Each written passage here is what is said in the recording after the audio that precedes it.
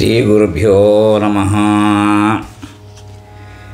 Veediyam part 2 జగద్గురు బోధనలో 53వ episode చెప్పుకున్నాం. ఇప్పుడు 54 చెప్పుకోవాలి. 53 ఎపిసోడ్లో ఏం చెప్పుకున్నాం? నారాయణకి ఆయన దివ్యపాదములకి అట్లు భగవత్పాదులుగా ఉండేవి ఏవి? మన ఆచార్యులు భగవత్పాదులే అని చెప్పుకున్నాం. అక్కడితో ఆపాం. కంటిన్యూషన్ చేద్దాం. మీరు చేస్తున్న వివిధ నావర్యాక్రియలు అన్నీ నేను వారి పాదములకే సమర్పిస్తున్నాను. మీరు స్థూలంగా చేస్తుంటే నేను సూక్ష్మంగా మానసికంగా వారికి అంకితం చేస్తున్నాను. వారి నామధారణ మాత్రమున మీరు నాకు చేస్తున్న ఉపచారములను వారికి నేను అర్పించకపోతే కృతజ్ఞతాలోపం కదా. ఈ కనకాభిషేకం ఒక్కరోజుకు పరిమితం కాక అనుదిన కనకాభిషేకంగా వర్ధిల్లాలి. అది ఆచార్యపాదుల ఆజ్ఞాపాలనమే అన్న విషయం మనం విస్మరించరాదు. వేదవిహిత కర్మానుష్ఠానమే ఈశ్వరార్చన అని ఆచార్యులు వారు అన్నారు. అయితే ఈశ్వర పూజే మన అంతిమ లక్ష్యమా? కాదు. కర్మాచరణ చేత మనం సాధించే లక్ష్యం ఈశ్వర పూజ. ఈ పూజ మరొక లక్ష్యములకు సాధనాంగంగా ఉన్నది. ఆ అంతిమ లక్ష్యం ఏమి? దాన్ని భగవత్పాదుల వారు సోపాన పంచకములో కట్టకడపట పరబ్రహ్మాత్మన స్థీయతాం అని వివరించారు. కర్మలను చక్కగా ఆచరించు, కర్మఫలములపై కోరిక ఉంచుకోవద్దు, పాపములను పోగొట్టుకుని సత్సాంగత్యం అలవర్చుకో అంటూ క్రమంగా చెప్పుకుంటూ పోతూ పరబ్రహ్మాత్మన స్థీయతాం అని తమ బోధను ముగించారు. సమస్తోపాధి స్థితమై ఉన్న పరబ్రహ్మే. కానీ మన మనస్సు ఏకంలో కాక అనేకంలో చిక్కుకుని తప్పిస్తున్నది. వివిధ రూపంలో కనబడేదంతా పరమేశ్వరుడే అన్న నిశ్చయాత్మక బుద్ధి మనకు కలిగినదంటే ఇది వేరు, నేను వేరు అన్న భేదభావము సమసిపోయి అంతా నేనే అనే సర్వాత్మక బుద్ధి అనుభవానికి వస్తుంది. అదే మోక్షం. ఆచార్యుల వారు పరబ్రహ్మాత్మన స్థీయతాం అంటూ చెప్పేది అదే. ఈ అనుభవసిద్ధికే వారు ఈశ్వరారాధన చేయమన్నారు. దానివలన చిత్తశుద్ధి కలుగుతుంది, చిత్త ఏకాగ్రత ఏర్పడుతుంది.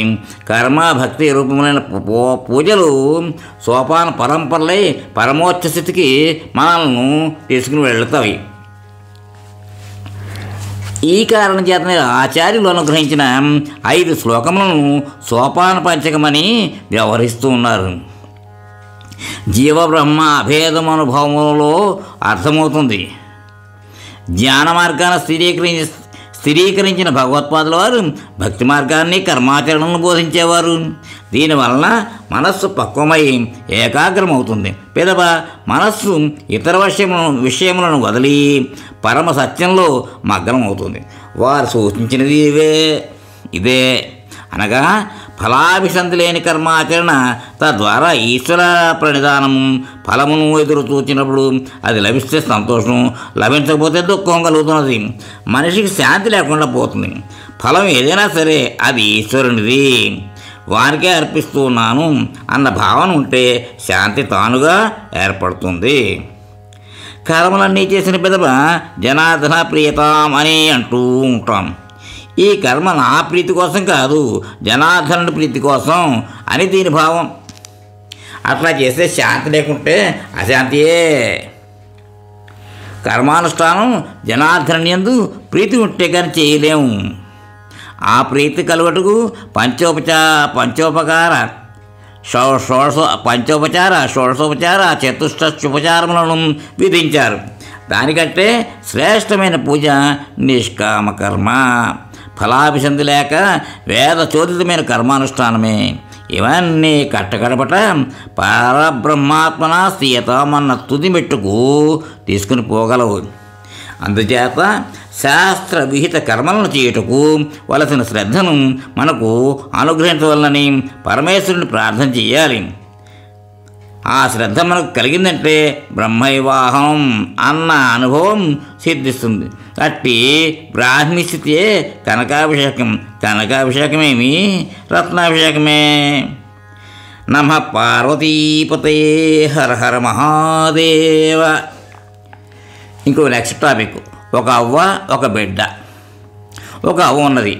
ఆమె ఒక చోట కాళ్ళు దాచుకుని కదలక మెదలక ఉండే మనిషి కాదు, ఊరూరు తిరిగే మనిషి. ఆమె చూడని గ్రామం తొక్కను గుమ్మలేదు. ద్రావిడ దేశమా అంతా కలే తిరిగింది. అంత ఉత్సాహవంతురాలన్నమాట.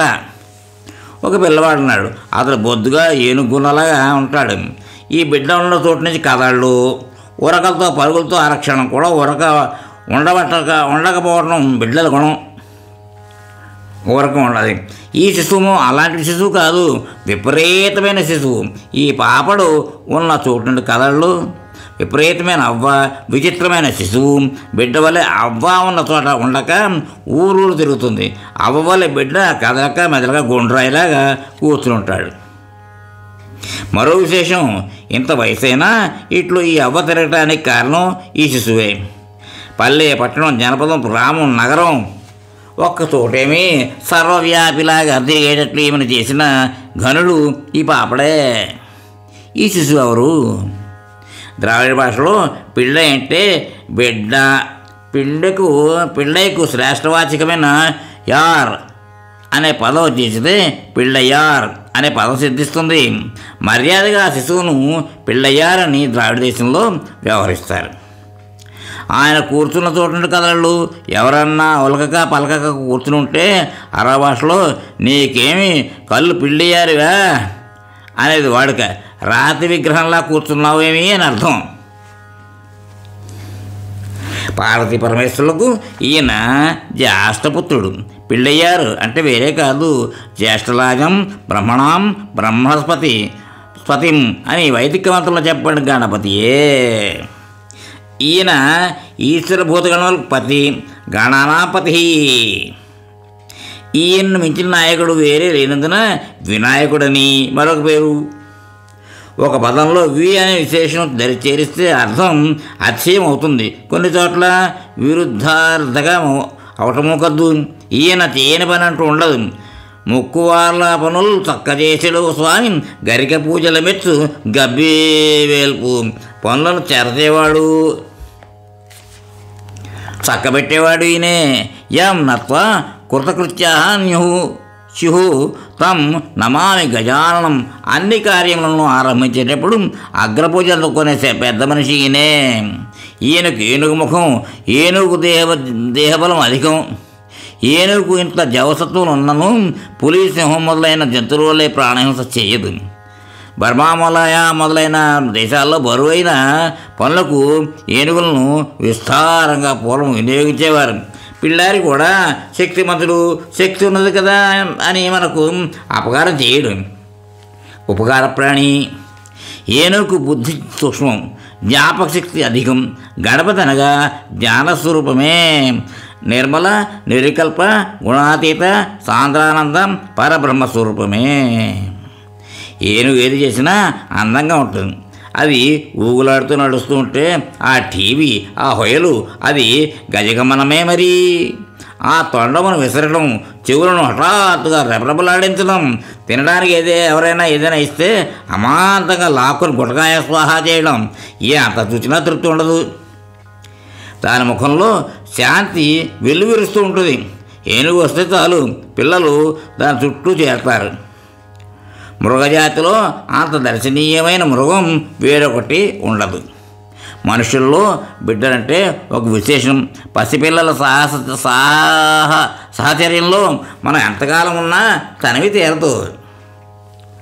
నిష్కల్మషమైన మనస్సు, బోసినవ్వులు, తొక్కు పలుకులు, క్రేళ్ళు రుకులు, ఎప్పుడూ ఆనందం, ఇవి శిశు లక్షణాలు. ఇట్లా ఉండే బిడ్డలను చూస్తే ఎవరికి ఆనందం కలగదు?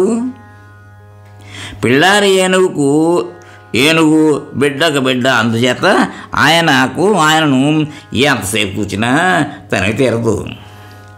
తొండము, నేకదంతమును, తోరపబద్దయు, వామహస్తమును ఇట్లా ఉంటుంది వెనకయ్య వేషం. శిశువులే సారళ్యం, ఏనుగు గున్న బలం, దానివల్లనే చురుకుతనం. సుందరమైన పరమమంగళ స్వరూపం, జ్ఞానం, ఆనందం, అందం, శాంతి ఒక్కచోట మూర్తిభవిస్తే ఆ రూపమే వినాయకుడు. ఎన్నో పరస్పర విరుద్ధములైన విషయంలో ఒక్కచోట సామరస్యంగా ఉన్నట్లు ఈయన వద్ద ఉంటాయి. ముఖం మృగవర్గానికే చెందింది, దేహం మానవర్గానికి చెందింది, రూపమేమో శిశువు. వాస్తవానికి ఆయన మృగము కాదు, మనిషి కాదు. ఆయనది దేవవర్గం. ఒక చేతిలో విరిగిడి దంతం, మరొక చేతిలో మధురాతి మధురమైన మోదకం. పూర్ణమైన వస్తువు అపూర్ణ దంతం చేతిలో ఉన్నవానికి పూర్ణత్వం ఎక్కడా? కానీ పూర్ణవిధం పూర్ణాత్ పూర్ణం అన్న పరబ్రహ్మమే వినాయకుడు. ఈ విషయం మనకు ఎంతో మోదకరంగా లేదు? పిల్లారి బ్రహ్మచారి, కానీ బ్రహ్మచారి అందరికీ పెళ్లి చేసి పెడుతూ ఉంటాడు. ఏనుగు రూపంలో వచ్చి వల్లి అనే ఆటవిక కన్యను సుబ్రహ్మణ్యేశ్వరునికి జత చేసి పెట్టింది ఈ మహానుభావుడే. ఈ కాలంలోనూ పెళ్లి కాని పిల్లలు తమకు మంచివారిని వెతికి పెట్టమని ఈయన ప్రార్థిస్తూ ఉంటారు. మరి ఆయనేమో ముక్కువారల పనులు చక్క చేసిడు స్వామి అన్న బిరుదు వహించినవాడు కదా. మొదటనే మోక్షం అంటే వీళ్ళకు కాబట్టదు. వీళ్ళ ఆశలను తీర్చి తర్వాత వీళ్ళని మోక్షకాములుగా చేద్దామని ఈయన ఉద్దేశమేమో.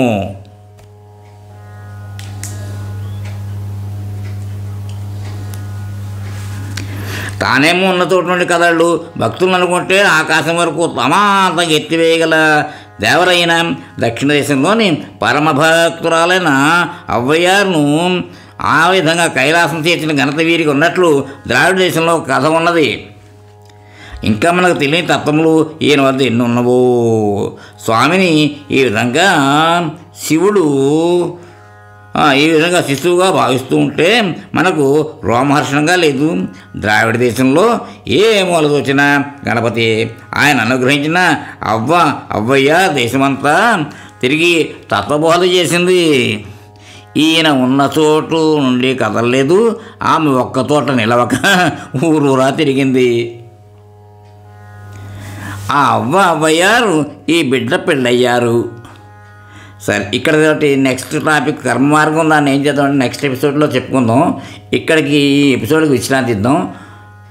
స్వస్తి. మోహన్వాణి తెలుగు పాడ్కాస్ట్ వింటున్న శ్రోతలందరికీ హృదయపూర్వక ధన్యవాదాలు.